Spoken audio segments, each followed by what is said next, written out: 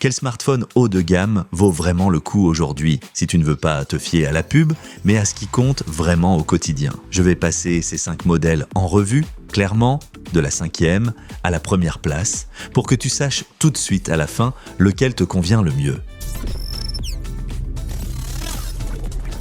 À la 5e place, on retrouve le OnePlus 15, et c'est typiquement le genre de téléphone dont le classement paraît presque plus sévère qu'il ne l'était vraiment, parce que ce modèle n'est pas faible. C'est juste celui qui, face aux 4 autres candidats, mise le plus sur l'autonomie et la rapidité, et un peu moins sur la photo et la finition. Si tu bouges beaucoup, ce modèle devient tout de suite intéressant. La batterie est énorme et ça se sent vraiment. C'est le genre de téléphone avec lequel tu pars le matin sans te demander dès l'après-midi où en est le pourcentage. Et en plus, la charge est ultra rapide. Pendant que d'autres rechargent tranquillement, celui-ci est presque déjà prêt pour toute la soirée. L'écran est aussi très agréable parce qu'il est grand, fluide et réactif. Et côté puissance pure, il n'y a franchement rien à reprocher. Jeux, multitâches, appli photo, passage d'une appli à l'autre, tout tourne très vite. Mais il y a un point qui explique pourquoi le OnePlus ne monte pas plus haut. La photo est bonne, parfois même très bonne, mais face aux modèles les plus hauts de gamme de Samsung, Apple, Google ou Xiaomi, l'ensemble paraît un peu moins abouti. Surtout si tu prends souvent des photos dans des conditions compliquées ou si tu es exigeant sur le zoom, les autres s'en sortent de façon plus propre. Et puis, même si le téléphone est très bien équipé, il ne donne pas complètement cette impression globale ultra premium qu'on attend d'un vrai modèle ultra. Alors, pour qui il est fait? Surtout pour celles et ceux qui veulent un smartphone très rapide, avec une énorme batterie et qui ne placent pas la photo tout en haut de leur priorité. D'après mon expérience, c'est exactement le genre de smartphone qu'on apprécie encore plus au quotidien qu'avant de l'acheter. Et avant de passer au modèle suivant, tu trouveras les liens vers tous les smartphones de ce comparatif au meilleur prix dans la description sous la vidéo.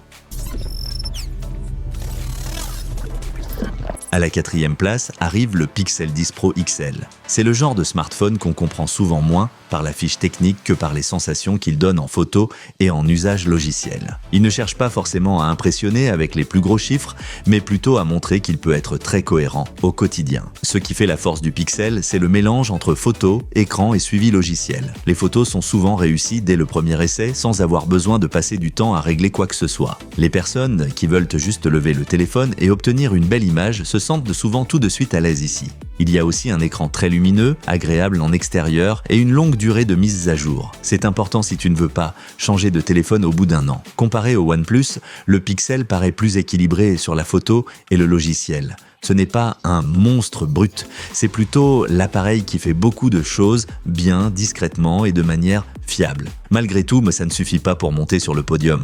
La puce Tensor est assez rapide au quotidien, mais si on regarde la performance pure, surtout en graphisme, et sur la durée, Samsung, Apple et Xiaomi font mieux. Et pour la recharge, le Pixel est correct, mais pas impressionnant. Son poids se fait aussi sentir. Ce n'est donc pas un petit téléphone léger qu'on oublie dans la poche. Tu as ici beaucoup de qualité, mais pas encore le niveau complet de puissance, de matériel photo et de vitesse de charge qu'on retrouve plus haut dans le classement. Le Pixel te conviendra surtout si tu veux des photos simples et réussies, un très bel écran et une longue durée de mise à jour. C'est le genre d'appareil qu'on n'achète pas forcément pour frimer, mais parce qu'il fonctionne agréablement bien dans la vraie vie. Et si ce type de comparatif t'aide, pense à laisser un like et à t'abonner à la chaîne pour ne pas rater les prochains classements. À la 3e place, on trouve l'iPhone 17 Pro Max. Et oui, chez Apple, c'est souvent la même histoire. L'appareil n'impressionne pas parce qu'il balance des chiffres énormes dans tous les sens, mais parce que tout fonctionne ensemble de manière très propre. Et ça se sent tout de suite, surtout en puissance, en vidéo et en autonomie. Si tu filmes beaucoup, si tu montes tes vidéos, ou si tu veux simplement un téléphone qui reste très rapide et très stable pendant des années, l'iPhone est vraiment convaincant. La puce offre une grosse puissance. Et ça se remarque surtout quand tu fais plusieurs choses à la fois ou que tu utilises des applis exigeantes. Il y a aussi une très bonne autonomie. Ce n'est pas un téléphone avec lequel tu dois organiser ta journée autour du chargeur. Et les appareils photo ne sont pas seulement bons en photo, mais aussi en vidéo. C'est l'un des domaines où Apple montre encore pourquoi beaucoup de créateurs choisissent cet univers. Face au Pixel, l'iPhone paraît plus puissant et encore plus solide en vidéo. Mais il y a aussi des défauts bien clairs. Le téléphone est lourd, grand et cher. Et sur la recharge, Apple reste encore assez prudent. Pendant que OnePlus et Xiaomi vont beaucoup plus loin sur la vitesse de charge, l'iPhone reste plus tranquille. Et puis à côté Android, tu peux parfois avoir davantage de matériel pour le même prix. Ça ne veut pas dire que l'iPhone ne justifie pas son tarif. Mais ici, tu payes aussi pour l'ensemble du produit et pour l'écosystème. Ce modèle est idéal pour les personnes qui accordent beaucoup d'importance à la vidéo, à la puissance, à ou à la durée de vie et à un système bien maîtrisé. Si tu utilises déjà d'autres appareils Apple, le choix paraît souvent encore plus logique. Mais on passe maintenant à un smartphone qui va encore plus loin sur le matériel photo. Et c'est justement pour ça qu'il attire immédiatement beaucoup de passionnés de tech. À la deuxième place, on retrouve le Xiaomi 17 Ultra. Et c'est le téléphone de cette sélection qui te fait arrêter un instant devant la fiche technique en te disant « Bon, là ça devient sérieux ». Surtout la partie photo qui donne l'impression que Xiaomi a décidé d'y mettre presque tout ce qui se fait de plus avancé aujourd'hui. La vraie star ici, c'est clairement la caméra. Le grand capteur principal, le téléobjectif puissant et l'ensemble très ambitieux rendent ce smartphone particulièrement séduisant pour les amateurs de photos.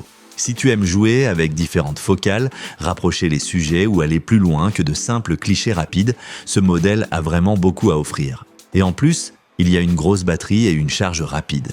Par rapport à l'iPhone, tu as ici plus de liberté sur le zoom, plus de folie dans le matériel et une recharge nettement plus rapide. Et face aux pixels aussi, l'ensemble semble plus technique, plus audacieux et davantage orienté vers la performance photo maximale. Alors pourquoi pas la première place? Parce qu'un téléphone ne se résume pas à sa caméra. Xiaomi est très fort, mais Samsung paraît un peu plus équilibré dans l'ensemble pour la majorité des utilisateurs. Le logiciel, c'est souvent une affaire de goût, et sur ce point, Xiaomi ne laisse pas toujours la même impression immédiate qu'Apple, Google ou Samsung. Et puis, il y a le grand format. Si tu préfères les appareils plus compacts ou plus discrets, ce ne sera pas pour toi. C'est un smartphone qui en impose, et pas qu'un peu. Le Xiaomi est parfait pour ceux qui adorent la photo, aiment jouer avec la technologie et cherchent un haut de gamme qui ose vraiment sur la partie photo. D'après mon expérience, c'est exactement le genre d'appareil qu'on adore tout de suite ou qu'on laisse volontairement de côté. Et c'est justement pour ça que la question devient encore plus intéressante. Quel smartphone a réussi à passer devant lui ? À la première place, on trouve le Samsung Galaxy S26 Ultra. Pas forcément parce qu'il écrase tout dans chaque catégorie, mais parce qu'en tant que package complet, c'est celui qui montre le moins de faiblesses. Et au final, c'est souvent plus important qu'un seul effet waouh sur la fiche technique. Samsung propose ici exactement ce que beaucoup attendent d'un vrai smartphone haut de gamme. Un très bel écran, beaucoup de stockage, une grosse puissance, une caméra polyvalente et en plus le S Pen, que personne d'autre ne propose de cette manière. Et ça change vraiment quelque chose au quotidien. Pour prendre des notes, retoucher des images, annoter rapidement ou simplement travailler avec précision directement sur le téléphone, ce n'est pas juste un gadget. La caméra aussi est très complète. Tu peux prendre de très belles photos de jour, zoomer facilement, et tu as au final un outil très polyvalent. Par rapport au Xiaomi, c'est un peu moins spectaculaire, mais souvent plus accessible. Par rapport à l'iPhone, c'est plus ouvert et plus flexible. Et face au Pixel, il est clairement plus large dans ce qu'il propose si tu ne veux pas seulement faire de la photo, mais vraiment tout couvrir avec un seul appareil. Bien sûr, ce modèle n'est pas parfait non plus. Il est grand, cher, et ce n'est clairement pas un téléphone pour les gens qui cherchent quelque chose de compact. La batterie est solide, mais pas aussi impressionnante que celle du OnePlus. Et il existe des concurrents plus rapides en recharge.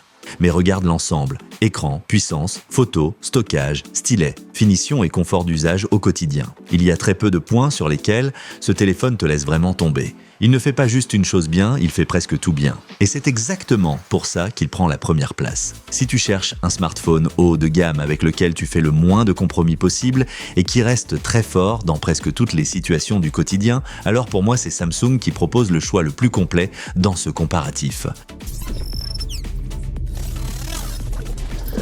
Va vraiment jeter un œil au meilleur modèle du comparatif avec les liens dans la description sous la vidéo.